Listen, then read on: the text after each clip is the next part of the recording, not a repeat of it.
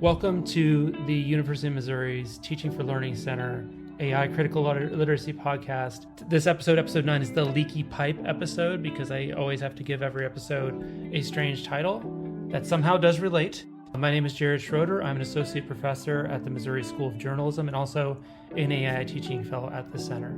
I hope you enjoy this episode. I had one massive nemesis at my wife and I's first house. It was just a simple little house. I loved that house. Simple little house on about 1.5 acres of land on the edge of the West Texas town we lived in. We had cotton fields as far as the eye could see out behind our house. The neighbors across the gravel road had raising goats on the side, so we were always being bleated at by the goats. We ourselves had 2 sheep, Bonnie and Clyde, in case you're wondering their names, and 4 goats, Nellie, Lucy, Chloe, and Zoe. I'm not sure. I'm pretty sure my wife named them. We also had 23 chickens, but that's not the point. The point is the nemesis at that house. So many great memories of being so young and together at that house, except for one great nemesis, and that was the water line. The water line at that house. We were on a little water co-op, out on the edge of town, not the city water. And the water line for our property ran in a little brittle old plastic PVC line about 300 yards, like a long way through a neighbor's pasture to where their water meter and our water meter met. And that water line would break. At the worst possible times it would break. It wouldn't break big, it would break little. It would leak. And you're like, I know it's leaking. Our water pressure's gone down. The water meter's moving even though we're not using water. Something's happening. I'd have to go out there with a shovel and I'd have to, no matter what the weather was, I'd have to find the mud, because that's where the water line. I have to dig in the mud and find the break in the line, and then I'd have to get this hacksaw out after digging it out and cut a hole, cut the break out, and then put in a patch and seal it and get it sealed good so it wouldn't leak anymore.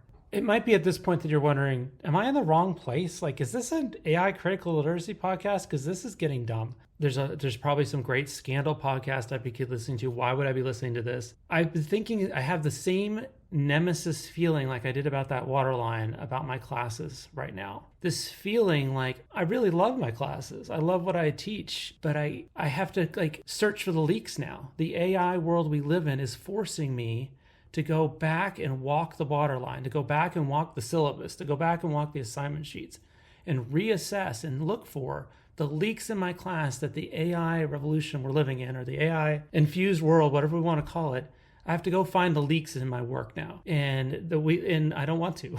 And so this episode is about the leaks in our classes. This is the leaking pipe episode of the AI Critical Literacy Podcast. And as I just want to remind everybody, I'm on this journey with you. I'm AI skeptical, but I'm accepting that we have to do something about this. And this is a really big part of it. We here in episode 2 of season 2 are looking at Trisha Bertram-Gallant and David Redinger's The Opposite of Cheating. We're looking at chapters 2 and 3 today, which are about instructional design.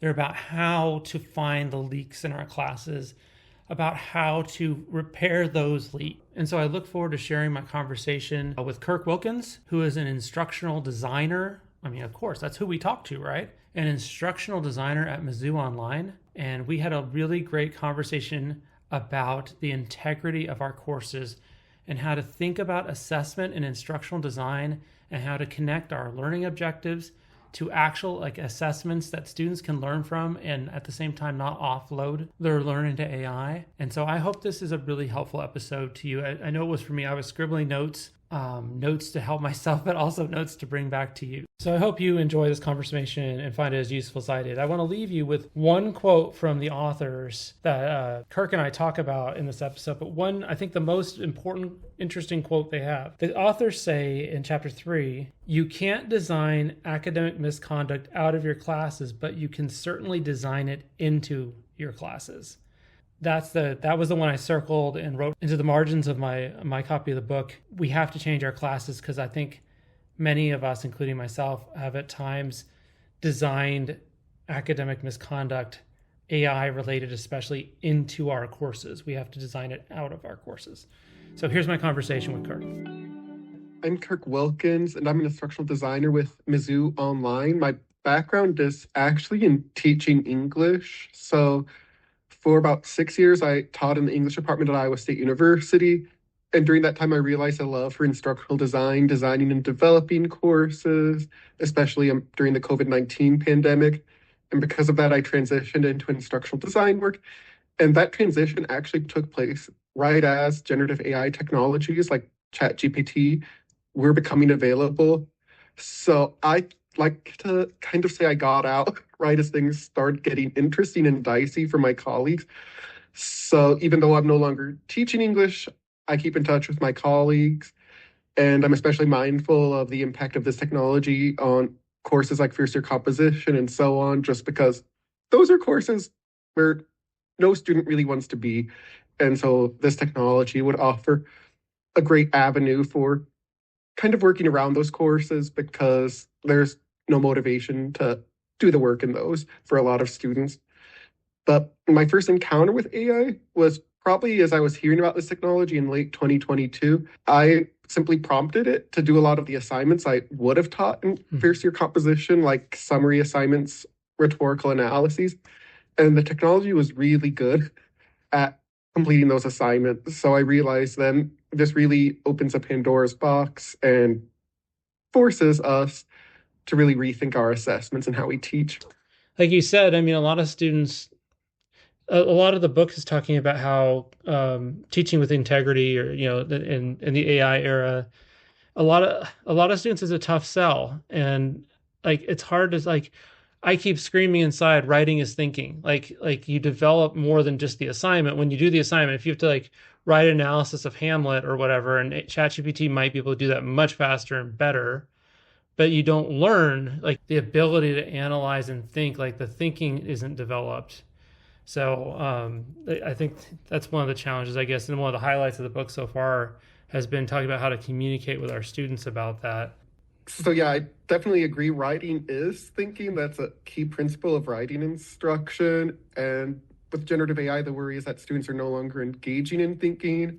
And I would argue that writing still has a time and place, but perhaps we need to rethink it and maybe put writing alongside prompting, examining the output of prompts, and curating the output from AI as thinking as well. Maybe putting writing alongside those as one of multiple ways of thinking, but that's one way I've been thinking about it. I mean, it's a perfect transition to one of the first parts of the chapter we're looking at today, where they start the chapter by, I sort of added a couple steps to this, but they start with the scenario of a student posts an assignment prompt into ChatGPT and Chat provides an outline for the essay. Have they cheated at that point? How about, you don't have to answer because I think the answer might be, just to spoil it, it depends in a minute here. It's like it's a trap, right? It's a trap. And I'm not trying to trap you. My students are always like, it's a trap, I'm not answering. So step two, so say if they think we can hold in our mind, think about step one, they just dropped the assignment into Chat and Chat just provided an outline. Is that cheating? Step two, they asked ChatGPT to generate ideas for each section of the outline that it generates. So they're taking it a step further now, and it's fleshing out the assignment. Is that cheating? And then I added these steps. So then they just turn it in. They asked Chat to write the essay that they started it developing and just turn it. Is that cheating? And then the last step would be they take what Chat has provided them in an essay and they carefully revise what was generated, checking for accuracy and clarity and making sure the work meets the requirements of the assignment. So those are four, I'm trying to construct a 4 steps of, is it cheatingness? What would you say about the entire idea of whether or not that's cheating?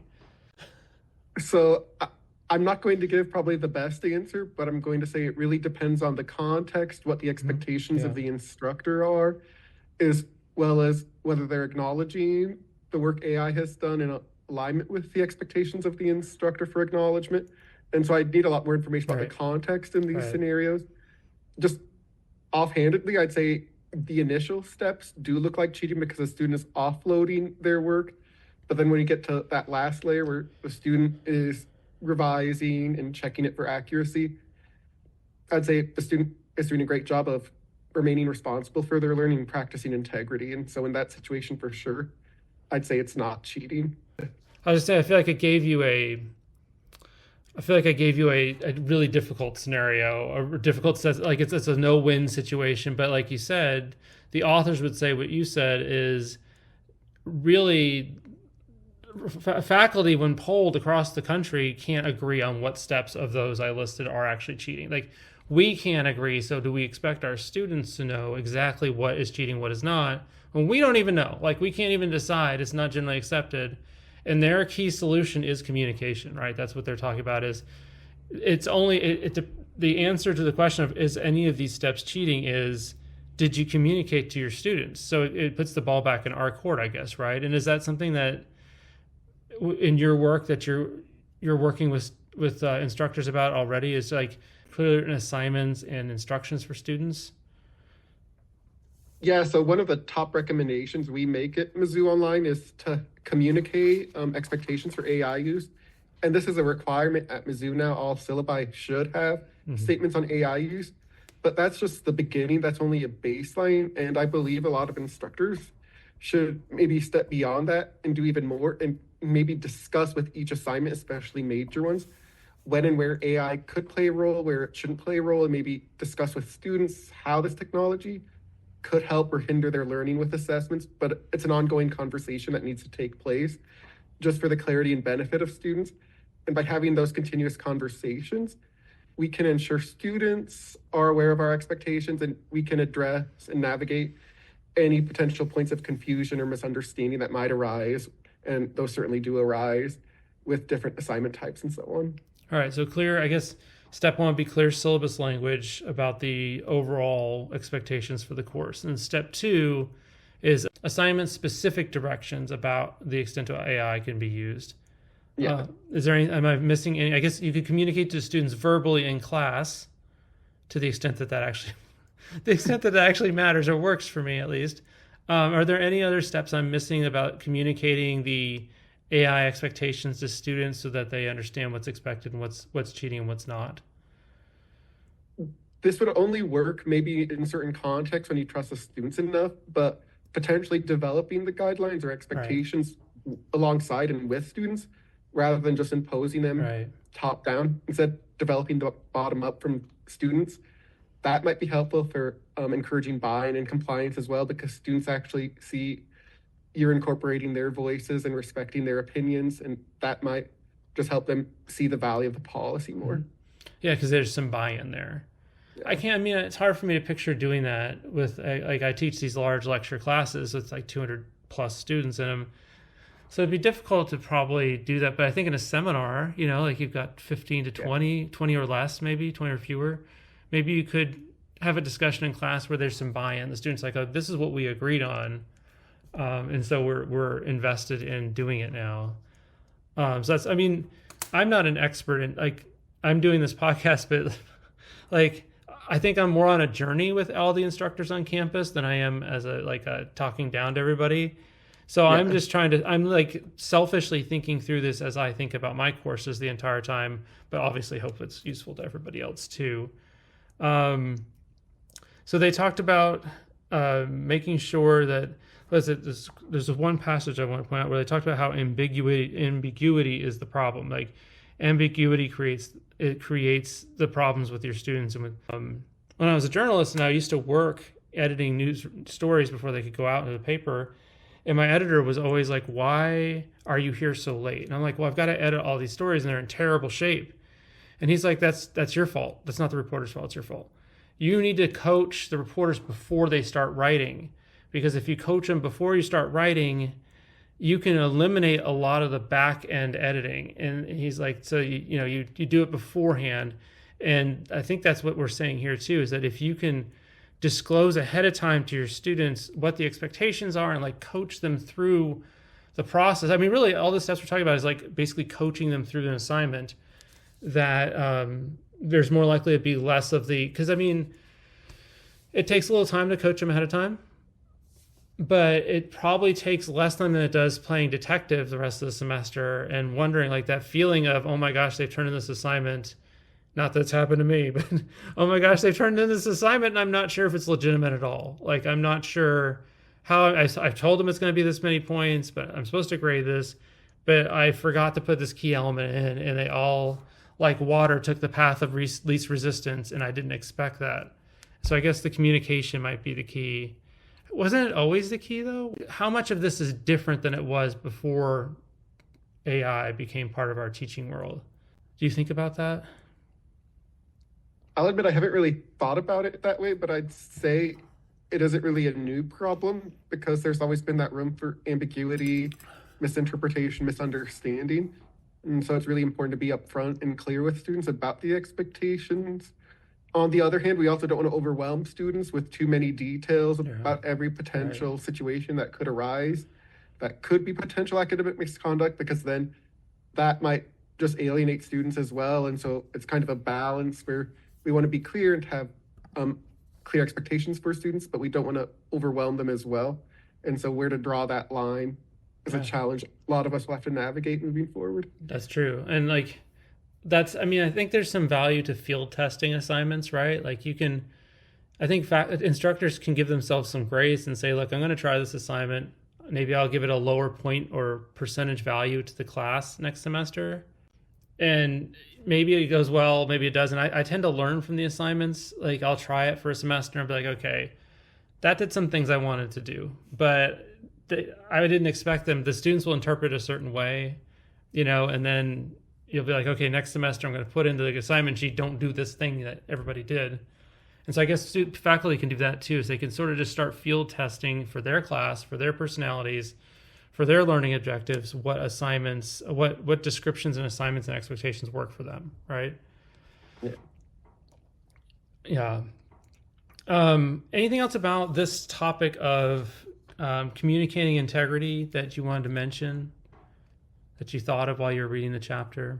The main thing that came to my mind while reading this chapter was the importance of simply setting a culture of trust where students are willing and vulnerable to ask questions if they're not sure what's appropriate. But instead of simply just telling them, don't use AI or use AI only in these ways, instead setting a culture where students feel comfortable approaching you, asking questions, because maybe there's a situation or this scenario that you hadn't anticipated in terms of AI use. And when students trust you and they feel like they can simply approach you in good faith with a question, that can mitigate a lot of the issues or situations where there's unclear communication, but just setting that culture where students feel comfortable approaching you and asking questions without being accused. Right. No, that's true. Yeah. And that gets us to like in the next chapter, basically they start, and I definitely want to see what you thought about this. They start by saying, I'm just going to quote it, you can't design academic misconduct out of your classes, but you can certainly design it in. I thought that was so interesting. The idea that you could basically it's worth it to try to limit academic misconduct in the use of AI, the incorrect uses of AI in your classes. But if you don't try, then you could certainly take a class that is basically built to fail. It's built to be misused. I don't know. Did you react to that quote as strongly as I did? Yeah, that quote certainly resonated with me as well. And a particular type of assignment that came to mind when I saw this quote was actually discussion forums and online courses, because a lot of those are very easy for AI to do. And let's be honest, students don't really care for these, and we don't really care for these in a way, but we do them for this purpose of building a sense of community. But often we encounter those, I agree, or you have a good point. And those discussion forums are certainly an easy way for students to turn to generative AI just to offload this seemingly meaningless activity. And so by designing discussion forums in a poor way, students might not engage with them appropriately. And so it's definitely something to be mindful of. So I mean, that sounds terrible. They're taking it away. Like faculty are losing discussion forums as a tool for the reasons you just explained. I feel like I'm losing my online quizzes and exams as a tool because like my take home ones or even in class ones to some extent. We're losing our essay writing as a tool. So what are you advising people with the Mizzou Online? Like what assessments are replacing these as viable assessments to make sure students are exercising, practicing, or mastering content of our courses? One of the best or thoughtful ways to begin responding to AI with assessment design is thinking about what students will actually do in the field after school. How would they use what they've learned in their actual careers?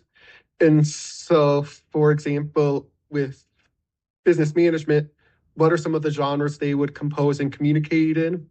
Or in biology, how would they communicate scientific findings to different audiences? And then creating more authentic assessments where students are actually taking what they've learned and really using it in the real world as they would in their own future professional lives.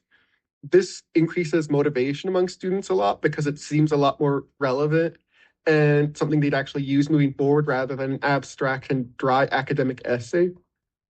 And so thinking about authentic assessments is one particular strategy that I think might work in a lot of contexts. Another best practice in teaching, especially online, is universal design for learning, giving students these multiple means of representation, action expression, and of engagement. And when we pursue and practice universal design for learning, we're giving students that flexibility and choice. So rather than writing abstract essay, they could maybe record a podcast as we're doing, or create an infographic. But students might be able to demonstrate their knowledge, which is great, but in a format that works better for them. And so maybe they struggle with academic writing in a way that's filled with jargon, but maybe they're great at communicating the information, the content in a way that's suitable for the general public in, say, a podcast or a TikTok style social media video. And so they can still demonstrate their learning, but in a format that maybe better appeals to and works for them. But universal design for learning is another strategy in addition to authentic assessments that could really help mitigate concerns of students turning to generative AI. But I think with both UDL and authentic assessments, we build a lot more motivation and enthusiasm among students because they have a lot more choice and agency in how they show their learning and understanding. I mean, I think that's been a theme, for me, I think an unexpected theme of the book so far has been buy-in. This assumption, and maybe I'm being jaded, this assumption that if I communicate to my students the value of an assignment, if I put it in the assignment sheet, I verbally tell them that this assignment is practical or useful, this will help you get this skill, that I will increase the likelihood that they will actually do the work versus offloading it to AI. And I'll limit the likelihood that they do that.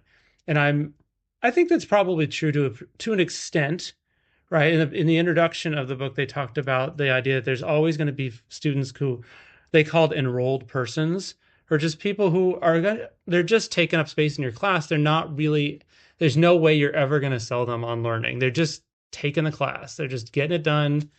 So maybe I shouldn't think about them, but it's interesting to think we really could potentially, I'm trying to decide if I believe that I could motivate my students to not cheat and to what extent of success I would have. Of course, I probably never know the extent. I'm a little skeptical. I bet you I could decrease the number of cheaters, but I still don't feel like, I guess we need more than one layer. Like selling it to them, connecting it to the objectives of the class and their goals, I think could help. But maybe the universal design could, like, layers, address this in layers, right? You sell it, you clarify it, you communicate, but you also make the assignment difficult to use AI to accomplish. So how did this universal design for learning, how does that stop students from just offloading it to an AI tool? Couldn't they still, I guess they could still use it, right? Yes. So with universal design for learning and these other strategies, I'm afraid it's impossible to completely eliminate the possibility of students cheating. Perhaps the only goal we can aspire toward is maybe just mitigating or reducing the temptation to cheat. But we have to embrace that ultimate uncertainty unless we want to resort to methods like proctoring software or blue books, which I know a lot of instructors are maybe deciding to pursue, but those raise questions in terms of accessibility and also the kind of culture we're setting for our students. And so it comes down to a choice of our teaching philosophy and what we ultimately value, whether we want to absolutely ensure that there is no cheating whatsoever, or if we want to trust our students and maybe demonstrate to them I believe in you. I think you're capable of doing this, and let's try to pursue this together. Yeah. And it did, like related to this, the authors actually outline a very generic common type of class and basically say this course was built to be cheated on. They said that the instructor in this generic class, example class, did 20% of just clicker based attendance points. 35% of the class was two 500-word essays, and then 45% of the class was a 1,000-word essay. So they're basically like 100% of this class was meant to be cheated on. And so they're like, that's what they mean when they say you can't design academic misconduct out of your classes, but you could certainly design it in. Yeah. So I guess what would be your message to, we're always going to be building our next semester's class, whether it's for fall or for spring. What are your advice to faculty member who is like, I want to have an integrity. I want academic integrity. Like I mean, I think I'm asking for a friend, but I'm, asking for a friend with air quotes. Like, what would you tell them they could do to build a class that meets learning objectives, but also has integrity? So I'd say it's probably mostly a two-pronged strategy to try to achieve that.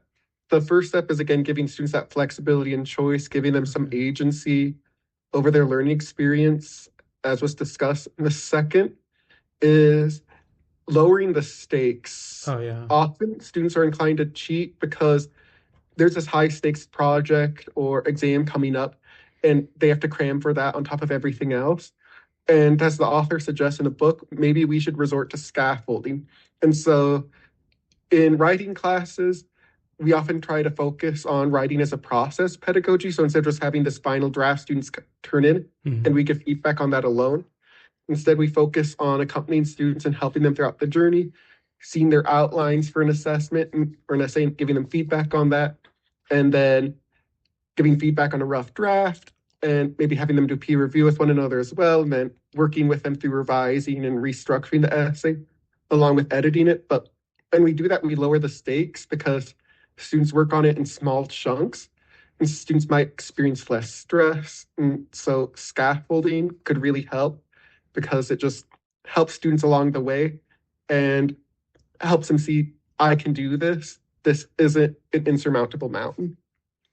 I mean, I agree. When I've had smaller classes, that's worked really well. And I mean, talking to a person who's going to be adjuncting for the first time ever, like never taught a college class, and I was just like, she's like, I'm going to do lectures, right? And I was like, how many students were you looking at here? And she's like, less than 10. I'm like, why would you be lecturing, right? Like, we lecture because we have to. It's not an ideal method for reaching students.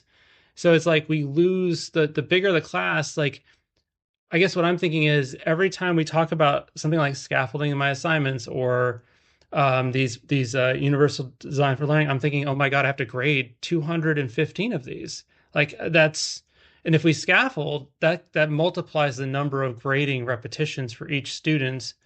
So I'm trying to think, how do we keep the integrity, but also keep our teaching, especially our grading time under control, right? Because that's a big concern for me. Is every time I have an idea, I'm like, how would I execute that times 215?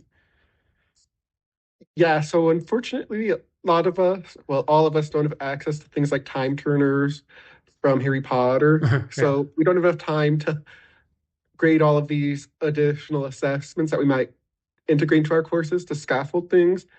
And so simply grading them based on completion might be one strategy. Okay. That opens another can of worms, of course, because you might not be able to verify students are really engaging as well, but maybe just making some graded based on completion or having students evaluate and grade each other and building off of that. But I'd say we don't have to look closely at everything, closely and rigorously evaluate every submission from students. We are scaffolding. The main goal is just to get students engaging and thinking throughout the process and giving feedback when we can.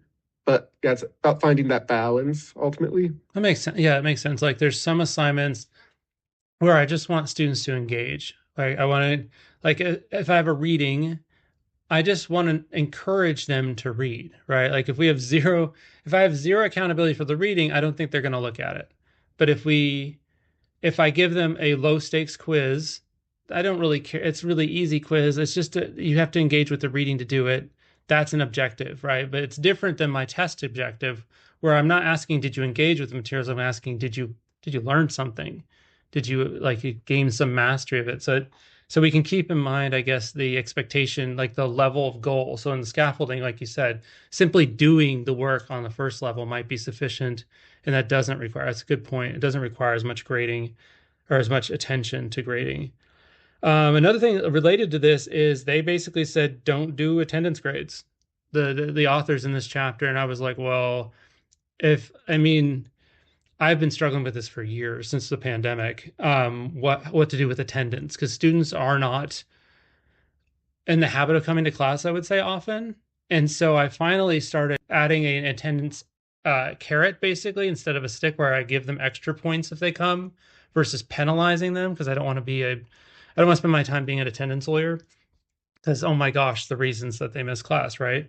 But what did you think about this idea of replacing? They basically said get rid of attendance points. Like I don't think my students would come to class in a reasonable percentage of them if I didn't encourage attendance somehow. So what did you think about that? I can see both sides of this question of whether we should reward students simply for showing up to class. On the one hand, it does certainly give that extrinsic motivation for them to come and attend. But on the other, it's kind of setting the bar very low. And so I agree with the authors. Perhaps there are other strategies we could use. For example, with a flipped classroom, students would watch the lectures and so on outside of class, and then they'd come to class and complete projects and so on together, where they usually would have done that outside of classes homework before. And so maybe students could collaborate in groups on something that they'd submit, and that could count as points for the course, but it'd be a lot more meaningful and richer than simply rewarding them for showing up to class. But a flipped classroom might offer a way to have students come and motivate them to come, but do something more than simply giving attendance points. I feel like a theme that's developing here is that we like these are all like attendance was a problem before AI because especially after the pandemic, I feel like cheating was a problem before AI. Like a lot of this is just AI is creating a moment where it seems like it's a really good time to redesign our courses.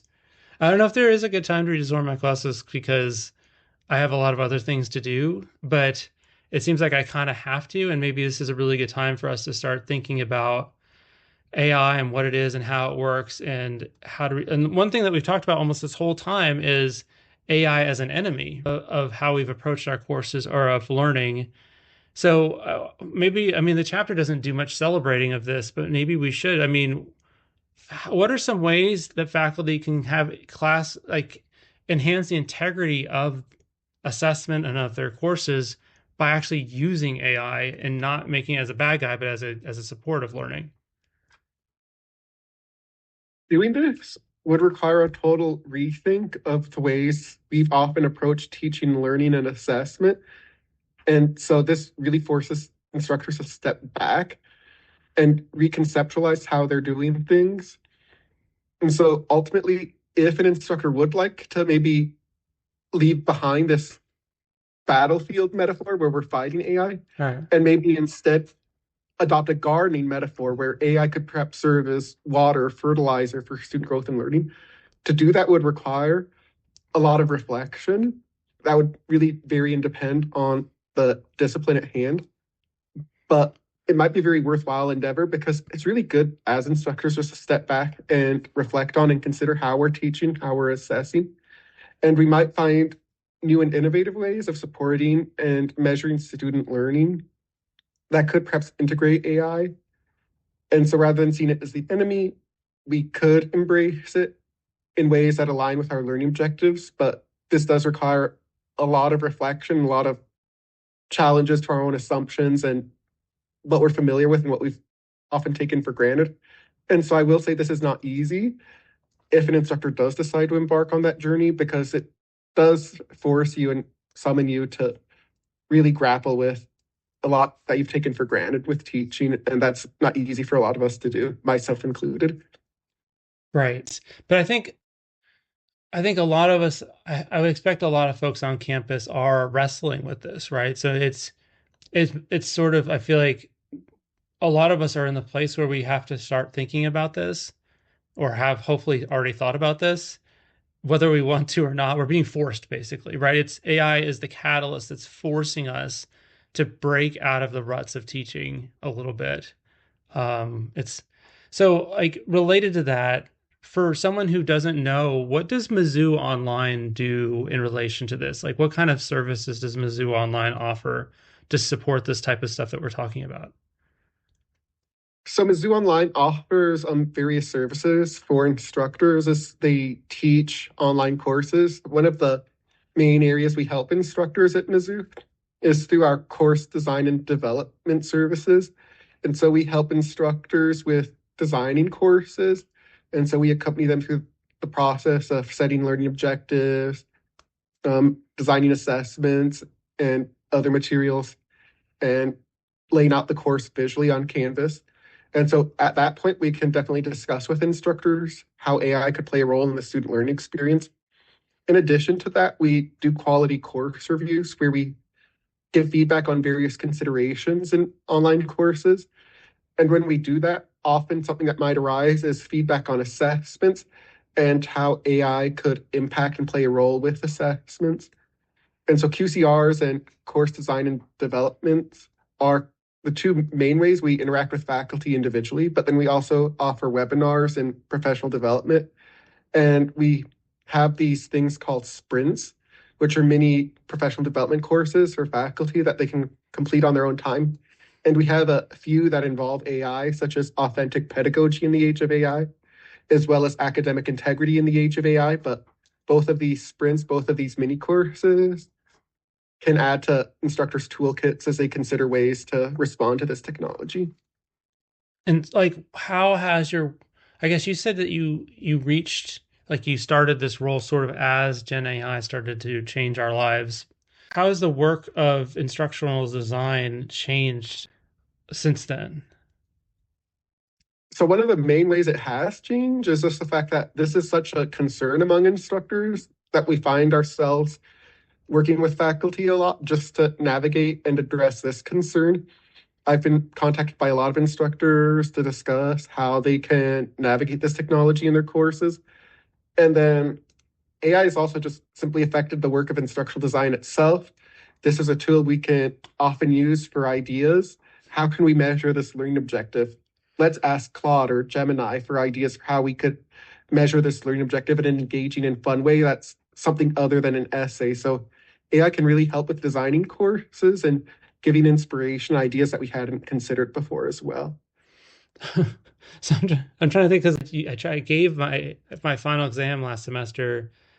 I had decided my students were using AI to take the exam because it was a take-home exam using open notes, because I just feel like I can ask better questions when they have their notes. It's a deeper learning level because in the real world, you usually do have some kind of notes. And I really like that formula, and they like it too, to take it where they're comfortable. Actually, because I've been trying over the years to create a class that covers most of the accommodations for students with disabilities Yeah. automatically. Like I don't have to do a lot. They don't have to do a lot. I've been trying to like knock out as many of the accommodations just in the regular flow. And this is actually taking that away, because I gave the students my final, or I did my final through I built my test, and I gave each question to AI, and it answered it pretty well, got like a 75 or so, so I'm trying to decide, I think a lot of us would be trying to decide how to create assessments. Again, I'm just coming back to the grading time. Like anything times 200, 215, even with TA, is a lot to ask. So do you have advice for faculty who want to continue to give exams, for example, to assess learning? What have you been telling those folks?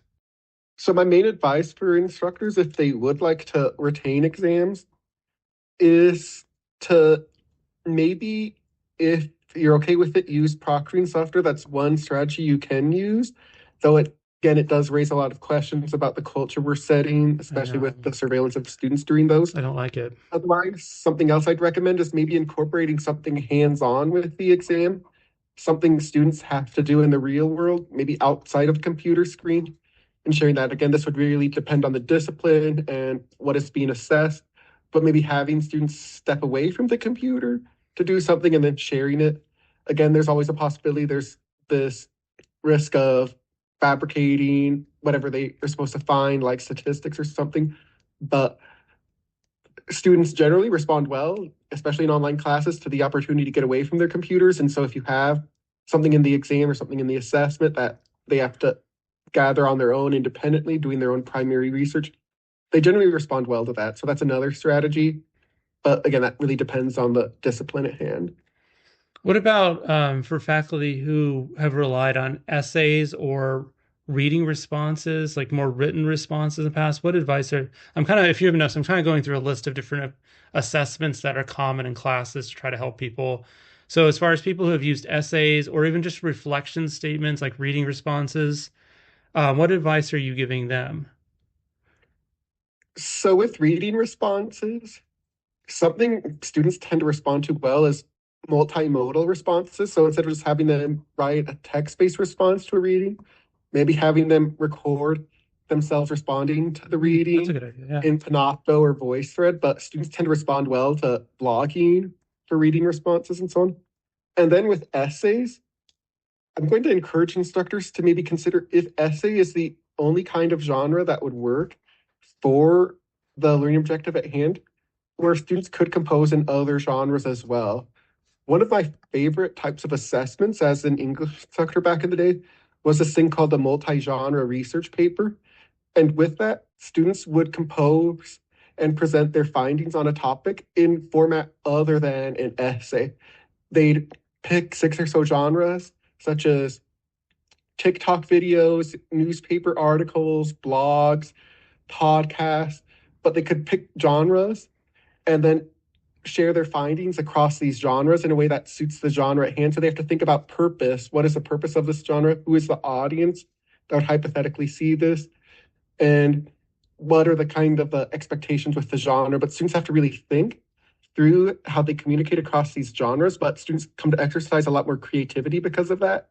And they can use genres that they'd actually use in the real world, such as infographics if they're planning to become researchers and present scientific findings to the public. But this MGRP, this multi-genre research paper, might be a nice substitute for a lot of essays because it gives students this more creative outlet to share what they find and what they've learned. And students respond really well to that. And that might mitigate the temptation to use AI because writing an essay isn't the most inspiring or engaging activity for a lot of students. But if they're being challenged to create a TikTok video and an infographic, that might enthrall and captivate them more. And so maybe thinking about whether essay is actually what we need, or if we could maybe have students communicate and express themselves across these various genres as well. So it comes down to more of what do you as an instructor want them to get out of this, right? If you want them to get out of this how to construct a written argument, then somehow we have to find a way to write an essay. But if you're saying I want you to write an essay because I really want you to hit these other learning objectives, like just like enhance knowledge of a topic, for example, like you said, I want them to write an essay because I want them to learn more about igneous rocks. You could say, well, let's not do the essay then. Let's find another way to meet the objective of, I want you to learn more about igneous rocks. I don't know what igneous rocks are, but I was trying to pick something outside of my field. Yeah. So again, look at the learning objectives and think about what are some other ways that I could maybe measure and assess these that maybe would resonate with students more and be more meaningful for students and perhaps mitigate the need or temptation to use AI. Again, we can't eliminate that risk, but we can mitigate it and maybe instill more motivation and enthusiasm among students as we do so. I'm thinking with you on these. I'm thinking about the reading responses, something that I've found to be an incredible tool for my graduate classes in my small, if I've ever had a small undergrad, back when I used to have my small undergraduate classes. Really great tool. I used to tell them basically what I'm looking for in the response. The idea of them recording audio is a really cool idea. I might try it this next semester, but I had one question. What's stopping them from just having the AI, reading the AI output of the reading response that they would have just, yeah. If they're going to copy and paste an AI tool's response into the reading response to begin with, what stops them from reading it into an audio clip, for example? Now, I'm not trying to put you on the spot. I'm just thinking it through. I'm trying to be the voice of all the instructors listening too. Yeah, so there's always that possibility. And unless you have students sharing their screen in their recordings, there is that risk they'd use AI. The fact of the matter, though, is that when we speak off the cuff, we often do so in a more casual, Hmm. offhanded way, and our sentences are more, not to say incoherent, but we speak in a messy way compared to writing. And so if it Right. does sound like a student is speaking maybe a bit too perfectly and there aren't any ums or ers, if there Oh, aren't those pauses yeah. and the sentences just sound too coherent and too good, then that might be a sign that the student is using AI and you could reach out to them then because generally speaking is messy, especially among students when they're just speaking off the cuff. So that's one strategy, just reaching out to students who maybe sound like they could be reading AI. Otherwise, you could have them share their screen, maybe highlighting passages in the reading.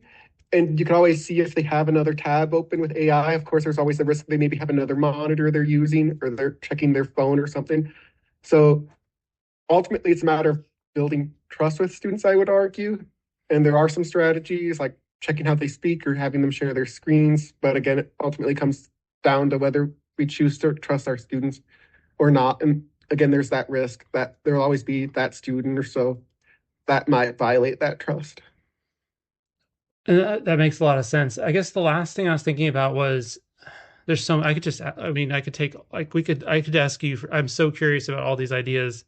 Um, but the last thing I want to ask you about was the role of AI in the classroom as far as like, we started out with talking about whether or not it was cheating for students to use AI to help them get started on an assignment by just dropping the assignment into the assignment sheet or whatever in the prompt into AI, or whether it could help them outline like where does the instructional value in AI come from? Should instructors be incorporating the AI tools more into their classes? I feel like we spent so much time talking about protecting against the unwanted use, but what are the wanted uses and the valuable uses of it? So I'd say one of the great uses of AI is that it really helps students develop and refine their thinking, maybe go to the next level. In education science, there's this concept called the zone of proximal development from Vygotsky. But basically, it's this idea that with a more capable other, with a more capable tutor or teacher, students can do more than they'd be able to do on their own. And AI, one could argue, kind of serves as a sort of more capable other to guide students to the next level. It could help students through that zone of proximal development. And so it might give them ideas, inspiration, or information that they hadn't considered before, and maybe help them with this project in ways that even the student hadn't considered or anticipated, or that we hadn't considered or anticipated. And so that's one possible way AI could support student learning, just helping them through that zone of proximal development. And I know there's some research that has come out that maybe challenges this idea, but there is this idea that AI could encourage more creativity, just giving students additional inspiration or ideas. And so when students use it strategically and thoughtfully and analyze the output, they maybe would have ideas and realize possible paths that they hadn't considered as well for things like writing an essay or so on. So I'd say the zone of proximal development, and then also just encouraging more creativity are some of the main ways that students could use AI to support their learning. But again, the most important thing is that students exercise agency and caution as they use these tools. And I guess it's our role to help coach them on what agency and caution look like. Yeah. So through well structured activities, we can help them engage with these technologies more thoughtfully and critically. Right. Well, I feel like we could just keep talking, but I don't want to take too much of your time and I don't want the episodes to get too long. But I think there's been so much to think about. Is there any last word you'd like to word of wisdom you'd like to share before we finish this up? So probably one of the big ideas that I developed while reading this chapter is that a lot of the learning experience students have is focused on perfection, achieving the perfect grade Mm-hmm. the first time around. But maybe instead of trying to build this culture of perfection in our courses, maybe we should try to build this culture of curiosity. And so this is easier said than done. Of course, it won't work with all students, but we can do things in our teaching to try to build that culture of curiosity where students are focused perhaps at least somewhat less on grades and a perfect GPA and more on simply engaging with the material for its own sake. Again, this is easier said than done because of all of the cultural factors at play right now. But I'd say curiosity over perfection should guide our teaching as we move forward. Great. Well, thank you so much for joining us on the podcast. Yeah, thank you for having me.